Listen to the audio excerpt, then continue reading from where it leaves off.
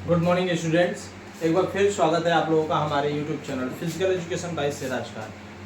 Students, इससे पहले हमने आप लोगों को फर्स्ट चैप्टर का जो है कि मैनेजमेंट ऑफ स्पोर्ट्स इवेंट्स का हमने फर्स्ट पार्ट बना करके आप लोगों को प्रोवाइड किया था, जिसमें हमने बताया था कि मैनेजमेंट क्या होता है और स्पोर्ट्स इवेंट में क्या क्या चीज़ें होती हैं। मैनेजमेंट में हमने ये बताया था कि मैनेजमेंट का क्या रोल है और मैनेजमेंट किसे कहते हैं। कुछ डेफिनेशन दिए थे हम आपको मैनेजमेंट के कुछ एजुकेशनिस्ट के द्वारा। मैंने फर्स्ट पार्ट में ये सारी चीज़ें आप लोगों को समझा रखा है।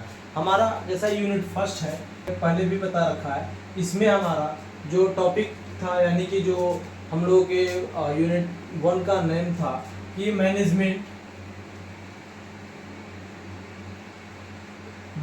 Of sports event. ये हमारे यूनिट 1 का फर्स्ट था, जिसमें हमने फर्स्ट पार्ट का पार्ट 1 के नाम से हमने आप लोगों को डिस्ट्रीब्यूट किया था ये अपने यूट्यूब चैनल पर। फिर आज हम बात करेंगे पार्ट 2, इसी में हम पढ़ेंगे, जिसमें पार्ट 2 उसमें क्या है हम लोग देखेंगे कि इसमें वेरियस कमेटी होंगे, मीन्स वेरियस कमेटी जिनकी रिस्पॉन्सिबिलिटीज को हम लोग देखेंगे।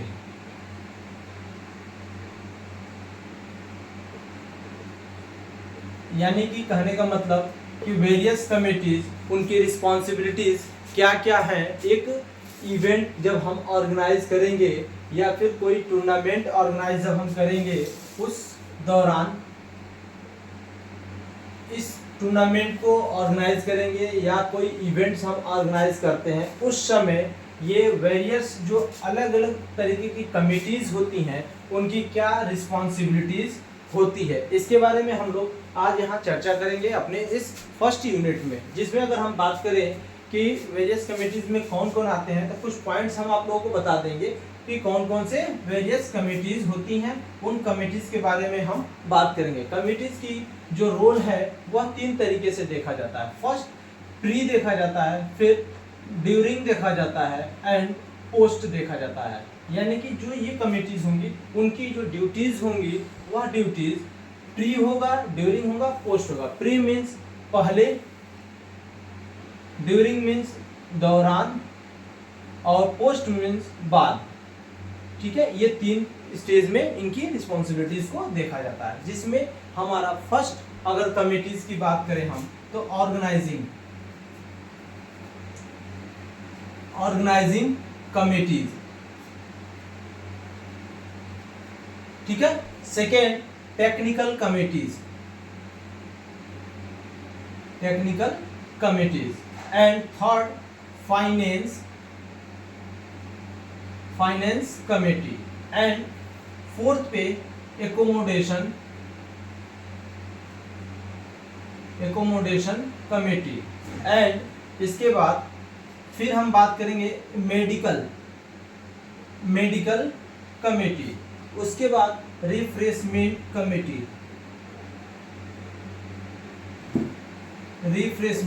कमेटी। और इसके अलावा अगर हम बात करें तो मीडिया सेक्टर में जा सकते हैं, यानी कि पब्लिक मीडिया बोल सकते हैं या फिर पब्लिसिटी कमेटी। छोड़िए, मीडिया लिख देते हैं हम, मीडिया कमिटीज। ठीक है, ये सारी कमिटीज हैं। और भी बहुत सारी कमिटीज हैं जो किसी इवेंट्स को ऑर्गेनाइज करके उसमें अपने रोल्स को अदा करते हैं। तो ये सारी चीज़ें सारे जो है कि कमिटीज हैं। और इसमें अगर हम देख सकते हैं तो अवार्ड कमिटीज भी आती हैं, अवार्ड कमिटीज। ठीक है, सर्टिफिकेट कमिटीज,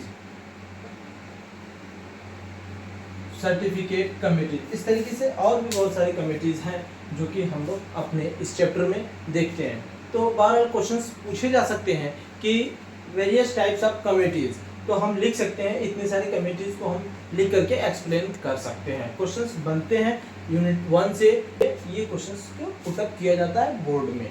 ठीक है, अब इस कम्युनिटीज की जो हमने यहाँ पे 3 चीज बताया, प्री, ड्यूरिंग एंड पोस्ट, इस चीज को थोड़ा सा हम लोग समझ लेते हैं कि इनके कैसे रोल्स को अदा करते हैं। ठीक है, तो देखिए, सबसे पहले अगर हम बात करें ऑर्गेनाइजिंग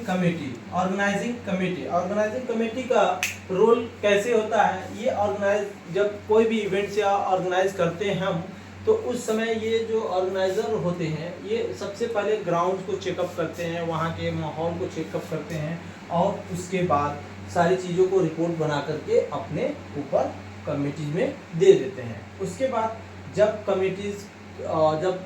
इवेंट्स चलता है, रनिंग मोड में रहता है, उस समय ये ऑर्गेनाइजिंग प्रॉपर वे में चेकअप वगैरह करते रहते हैं कि हमारे जो इवेंट्स हैं सही से चल रहे हैं या नहीं चल रहे हैं, और अगर उसमें कुछ प्रॉब्लम क्रिएट होती हैं तो उसको तुरंत सॉर्ट आउट करते हैं।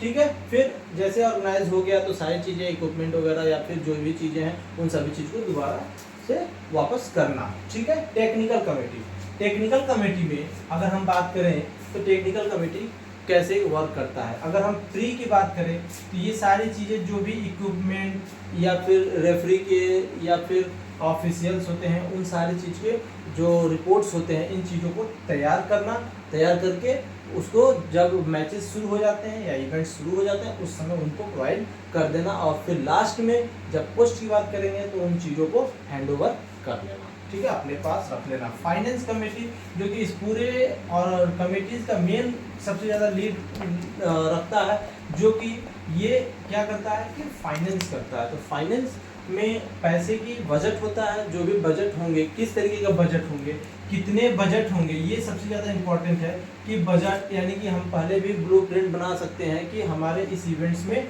इतने पैसे के खर्चे होंगे, उन खर्चों को हम लोग फाइनेंस के द्वारा देखा जाता है। बीच में कुछ ऐसी चीज़ें अगर हो जाती हैं कि कम पड़ जाए पैसे या फिर बजट को लेकर के, तो उस समय भी ये फाइनेंस कमेटी होती है तो उन चीज़ों को रोक लेती है। ठीक है, फिर उसके बाद चीज़ों को लास्ट में सारी चीज़ों को देखने के बाद ये फाइनेंस कमेटीज को रेडी रखते हैं। उसके बाद एकोमोडेशन कमेटीज में क्या रोल आता है इनका, अगर हम बात करें तो ये कमेटीज जब कोई प्लेयर्स आते हैं तो उनके खाने पीने रहने इन सारी चीज़ों का क्या करते हैं, एकोमोडेशन देखते हैं।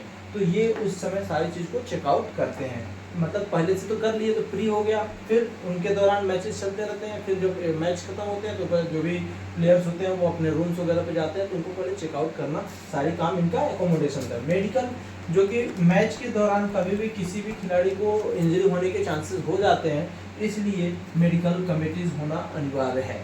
तो मेडिकल कमेटीज़ भी सारे अपने जो है इक्विपमेंट को पहले से, मैच के पहले से ही सारी चीज़ों को एक जगह व्यवस्थित कर लें, ताकि जब मैच के दौरान अगर ज़रूरत पड़े तो वह सारी कमेटी, ये जो मेडिकल कमेटीज़ हैं वह उस चीज़ को लेकर के फास्ट उनकी ट्रीटमेंट कर सकें। और जब पोस्ट की बात करेंगे तो फिर मैचेस खत्म हुए तो अपने सारे इक्विपमेंट को ले जा करके वो रख सकें। रिफ्रेशमेंट, बीच में हमारे गेस्ट आते हैं या फिर कुछ ऐसे जो प्लेयर्स आते हैं, उन प्लेयर्स के लिए भी रिफ्रेशमेंट रखना ज़रूरी होता है। अगर मीडिया की बात करें तो कोई भी इवेंट्स ऑर्गेनाइज करते हैं तो वह उसकी पब्लिसिटी करना ज़रूरी होता है। तो पब्लिसिटी हम कैसे कर सकते हैं, मीडिया के थ्रू कर सकते हैं। ये मीडिया का थ्रू किस, जैसे कि इवेंट्स ऑर्गेनाइज होने से पहले या मीडिया का यूज करके काफ़ी चीज़ों को जो है कि बता सकते हैं कि हमारे यहाँ जो है कि ऑर्गेनाइज हो रहे हैं इस चीज़ों के, तो इवेंट्स में आप लोग पार्टिसिपेट कीजिए सेम। फिर अब वो जब कोई इवेंट्स चलते रहते हैं उसके जो है कि पेपर वगैरह में, न्यूज़ में, अभी तो इस समय इलेक्ट्रॉनिक चीज़ें चल रही हैं तो व्हाट्सअप वगैरह, फेसबुक, इंस्टा, ये सारी चीज़ों पे आप यूज़ कर सकते हैं।